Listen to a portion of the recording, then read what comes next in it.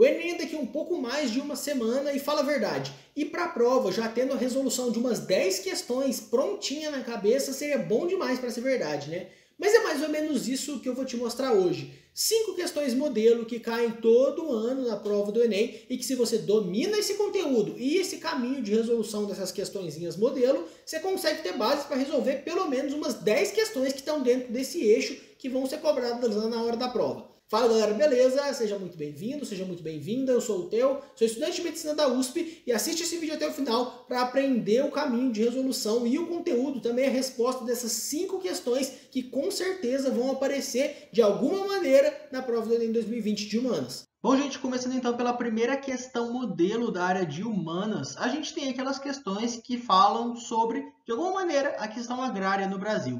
Isso se baseia principalmente em 3 pilares, que é a distribuição de terra, mas especificamente falando da concentração fundiária que existe no Brasil, a concentração da terra nas mãos dos latifundiários, do agronegócio, a expansão da fronteira agrícola por parte desse agronegócio, enquanto o pequeno produtor não tem terra. Há uma grande quantidade de terra na mão dos latifundiários e o pequeno produtor não tem terra. Isso é cobrado praticamente todo ano no Enem.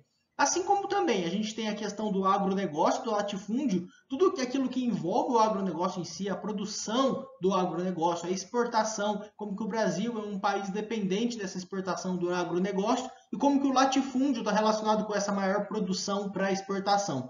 E por fim, a questão do pequeno produtor rural, que paradoxalmente é aquele que produz a maior parte do alimento consumido no Brasil. Então não é o agronegócio em si que produz a maior parte do alimento que a gente consome, e sim o pequeno produtor, que não tem condições de exportar e fica limitado a vender para o mercado interno. Então esses 3 pilares são sempre cobrados no Enem. Vamos ver na primeira questão. Começando então, como de costume, pela pergunta do enunciado. Os movimentos em prol da reforma agrária, que atuam com base no conceito de direito à propriedade, isso aqui é importante, vamos grifar, direito à propriedade apresentado no texto, propõe-se a. Vamos ver o texto? A propriedade compreende seu conteúdo e alcance, além do tradicional direito do uso, gozo e disposição por parte de seu titular, a obrigatoriedade do atendimento de sua função social. A gente precisa disso aqui para resolver o texto, para resolver a questão. Função social, cuja definição é inseparável do requisito obrigatório do uso racional da propriedade, tal. O proprietário, como membro integrante da comunidade, se sujeita a obrigações crescentes que, ultrapassando os limites do direito de vizinhança, no âmbito do direito privado, abrangem o campo dos direitos da coletividade, visando o bem-estar geral no âmbito do direito público. Vamos, então, retomar a pergunta e tentar achar a resposta certa. Os movimentos em prol da reforma agrária, que atuam com base no conceito de direito à propriedade, apresentado no texto, propõe-se a reverter o processo de privatização fundiária? Não tem ninguém falando sobre acabar com a terra privada. Ressaltar a inviabilidade da produção latifundiária? Pelo contrário, a produção é muito viável, por isso que existe o latifúndio. Defender a desapropriação dos espaços improdutivos? Aqui, está aqui a resposta. Obrigatoriedade do atendimento de sua função social, o que a gente estava falando lá no texto. É essa característica da terra que o texto destacou e é sempre recorrente da prova do Enem. Então, é muito comum aparecer essa defesa da desapropriação dos espaços improdutivos ou então da distribuição da terra para o pequeno produtor. Vamos ver por que a ideia está errada. Impedir a produção exportadora? Não, bobagem. Ninguém quer impedir a gente de exportar. Coibir o funcionamento de empresas agroindustriais? Também não falou de nada disso. Então, a letra C, com certeza, apareceu uma questão falando sobre questão agrária, que provavelmente vai aparecer, pensa nesses 3 tópicos e lembra dessa defesa da desapropriação dos espaços improdutivos, a defesa de uma distribuição da terra. Vamos lá, então, próximo modelinho de questão do Enem. Urbanização é um tema que cai todos os anos, pode esperar uma questão de urbanização na sua prova, e os 3 principais assuntos são o crescimento populacional, inclusive que está sendo retratado nessa questão, um crescimento populacional exagerado, principalmente. Problemas ambientais urbanos, cai bastante também, fala ali de impermeabilização do solo, fala das enchentes, fala das ilhas de calor, do aumento do concreto e redução das árvores, tudo isso. Problemas ambientais urbanos são muito retratados. E movimentos migratórios no espaço urbano, principalmente aquele movimento que a pessoa precisa sair de casa, vai trabalhar, volta para casa. Tudo isso gera um grande fluxo nas vias de transporte ao longo do dia, e é claro que o Enem vai abordar uma questão disso, vai cobrar alguma coisa. A gente vê, por exemplo, a questão em São Paulo, que o trânsito é bem sobrecarregado, congestionamento e tudo, é claro que o Enem cobra isso também. Mas vamos ver essa questãozinha modelo. Lendo a primeira pergunta, o resultado do processo geográfico descrito foi, ó, a fonte, arranjos urbano-regionais no Brasil. Tá, não falou muita coisa pra gente, mas vamos ver agora o texto. A expansão das cidades e a formação das aglomerações urbanas no Brasil foram marcadas pela produção industrial e pela consolidação das metrópoles como locais de seu desenvolvimento. Na segunda metade do século XX, as metrópoles brasileiras estenderam-se por áreas de ocupação contínua, ó, áreas de ocupação contínua, é importante a gente anotar isso aqui, configurando densas regiões urbanizadas. Aqui é a outra parte importante para a gente matar a questão. Vamos ver as alternativas então. Valorização da escala local? Não está falando nada disso. Densificação do transporte ferroviário? Também não tá falando nada disso. Transporte ferroviário no meio da cidade? Predomínio do planejamento estadual? Não, pelo contrário, a gente está falando ali do eixo municipal, está falando da metrópole. Inibição de consórcios intermunicipais? Pelo contrário, a gente vê ali que uma metrópole tem mais que um município, tem consórcio intermunicipal. Eu pulei a B de propósito, porque é a resposta certa. Crescimento das áreas periféricas. Conforme a gente tem uma maior migração de pessoas para esses grandes centros, a gente tem muita indústria, muita oportunidade de trabalho, muita gente migrando para lá, o que acontece é um superlotamento. As regiões mais centrais ficam com um aluguel muito caro, custo de vida muito caro. O que sobra? Áreas periféricas para essa população mais carente. O Enem cobra isso todo ano. Terceiro modelinho de questão agora, revoluções industriais e toda a questão industrial, seus desdobramentos. Cai pra caramba, todo ano tem uma questão disso também, ou mais do que uma questão. E o que cai muito em revolução industrial? Inovações e rupturas, seja na primeira, seja na segunda revolução industrial.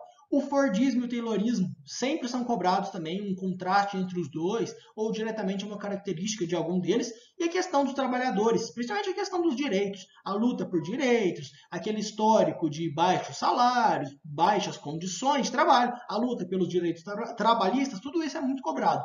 Vamos ver ali no texto como que isso está aparecendo e como que essa questão está abordando esse assunto que sempre cai. Primeiro comando, a característica organizacional. Vamos ver então, característica organizacional do modelo em questão, requerida no contexto de crise.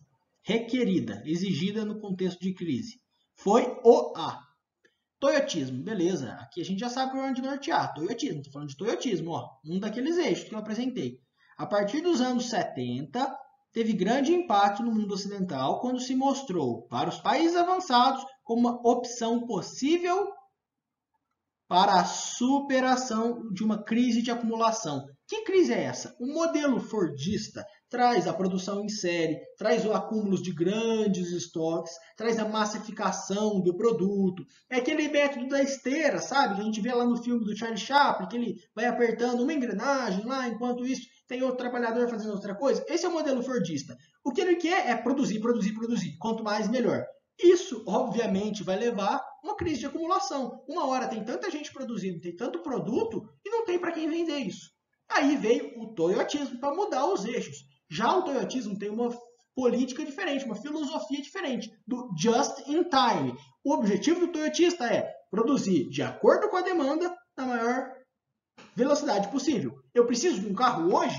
Beleza, daqui a pouco ele está pronto para mim. Eu preciso de um carro com tais características? Beleza, ele vai vir personalizado para mim. Isso é o toyotismo, que veio para solucionar esse problema que o Fordismo encontrou. Vamos ver as alternativas então.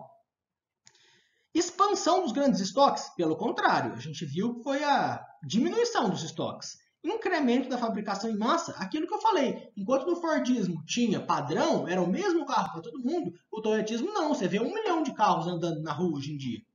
Adequação da produção à demanda. Aqui está perfeito. É exatamente aquilo que eu tinha falado, né? É o just in time. Aumento da mecanização também não chega a ser o caso, porque lá no Fordismo tinha muita mecanização, tanto que a gente vê as esteiras de produção, né? A linha de montagem, e mesmo assim não solucionou o problema que o texto apresentou.